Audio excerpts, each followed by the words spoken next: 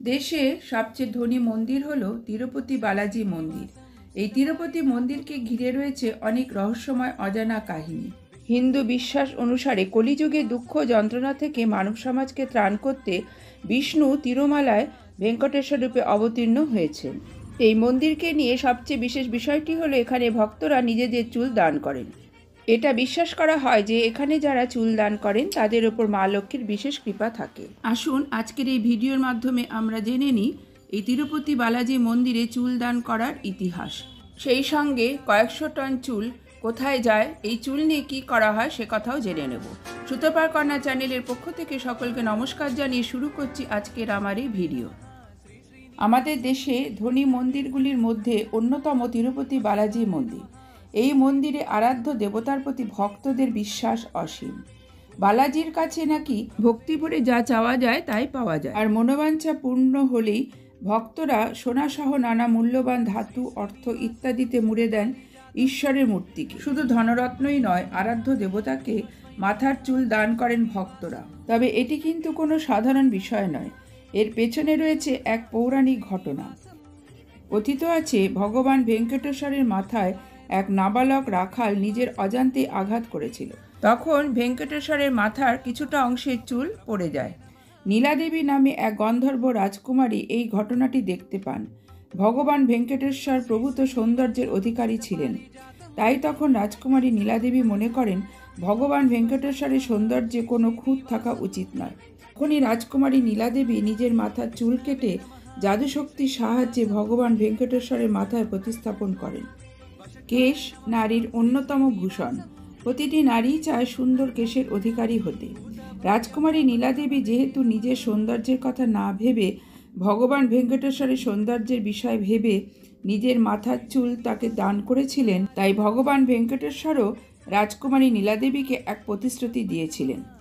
তিনি প্রতিশ্রুতি দিলেন এই ভেঙ্কটেশ্বর মন্দিরে আগত প্রত্যেক ভক্ত তাদের নিজের মাথার চুল অর্পণ করবেন ভগবান ভেঙ্কটেশ্বরকে, এবং সেই চুল প্রকৃত অর্থে পাবেন রাজকুমারী নীলাদেবী।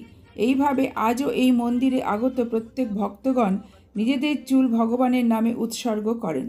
বলা হয় এই মন্দিরে ভক্তরা যত চুল দেন ঈশ্বর তার 10 গুণ বেশি সম্পত্তি ফিরিয়ে দেন তাদের। কথিত রয়েছে তিরুপতি মন্দিরে চুল দিলে সন্তুষ্ট হন লক্ষ্মী, তাই এখানে শুধু পুরুষ নয়, মহিলারাও ইচ্ছা পূরণ হলে চুল দান করেন। এমনও বলা হয় যে ব্যক্তি তিরুপতি মন্দিরে নিজের চুল দান করেন তিনি চুলের রূপে নিজের পাপ ও খারাপ সমস্ত কিছুকে এখানে ছেড়ে চলে যান। এতে ভগবান সেই ভক্তের ওপর নিজের কৃপাদৃষ্টি সর্বদা রাখেন। এবার জেনে নিন এই চুল দিয়ে কি করা হয়। কেটে ফেলা চুল প্রথমে গরম জলে ফোটানো হয়, তারপর তা সাবান দিয়ে ধুয়ে শুকনো হয়, তারপর একটি গুদামে ভরে রাখা হয়। সেই গুদামের তাপমাত্রা নিয়ন্ত্রিত থাকে।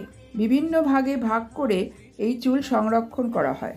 প্রথম ভাগে পড়ে 27 ইঞ্চির বেশি দৈর্ঘ্যের চুল, দ্বিতীয় ভাগে রয়েছে 19 থেকে 26 ইঞ্চি দীর্ঘ চুল, তৃতীয় ভাগে রয়েছে 10 থেকে 18 ইঞ্চি লম্বা চুল, চতুর্থ ভাগে রাখা হয় 5 থেকে 9 ইঞ্চি লম্বা চুল, 5 ইঞ্চির কম দৈর্ঘ্যের চুল রাখা হয় পঞ্চম ভাগে। প্রতিটি ভাগের মূল্য আলাদা। সেই চুল অনলাইনে নিলাম করা হয়। নিলাম করে তিরুমালা তিরুপতি দেবস্থানম, আর তা করে কোটি কোটি টাকা আয় করেন কর্তৃপক্ষ। বিক্রি হয় চীন, আমেরিকা সহ ইউরোপ, আফ্রিকার বিভিন্ন দেশে। এই চুল দিয়ে তৈরি হয় উইগ। প্রতি বছর এই চুল দিয়েই প্রায় 150 কোটি টাকা আয় করেন তিরুপতি মন্দির কর্তৃপক্ষ। মনোকামনা পূর্ণ করতে বা ভগবানের প্রতি ভক্তি ও সমর্পণের ভাব থেকে চুল দান করা হয়। এই জন্য তিরুপতি মন্দিরে বহু নাপিত পরিষেবা প্রদান করেন। ভক্তরা নিজেদের সমর্পণের ভাব প্রকাশ করতেই মূলত চুলদান করে থাকেন। প্রতিদিন প্রায় 20,000 মানুষ তিরুপতি মন্দিরে গিয়ে চুলদান করেন বলে জানা যায়। সবশেষে বলা যায়, আমাদের মাথার চুল আমাদের অহংকারকে প্রতিনিধিত্ব করে। আমরা সেই চুলকে রক্ষা করার জন্য নানা রকম জিনিস ব্যবহার করি, তার যত্ন করি। যখনই আমরা কোনো সমস্যায় পড়ি তখনই আমরা ঈশ্বরের কাছে ছুটে যাই এই অবস্থা থেকে রক্ষা পাওয়ার জন্য, কিংবা ঘরেই বসে তার প্রার্থনা করি।